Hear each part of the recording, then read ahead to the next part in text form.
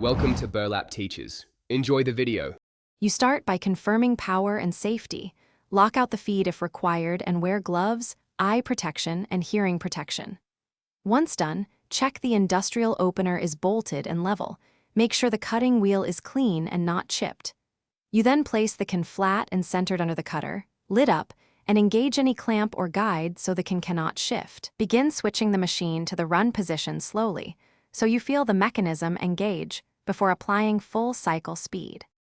You now set the speed and feed based on can thickness. Start low for thin metal and increase if the cutter stalls.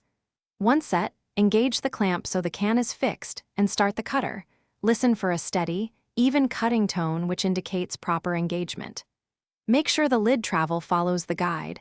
If you see wobble or feel vibration, stop immediately. Keep hands clear of rotating parts and be ready to hit the emergency stop if alignment drifts or metal tears.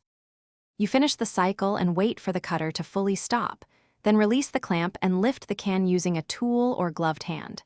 Inspect the cut edge for a smooth, uniform flange.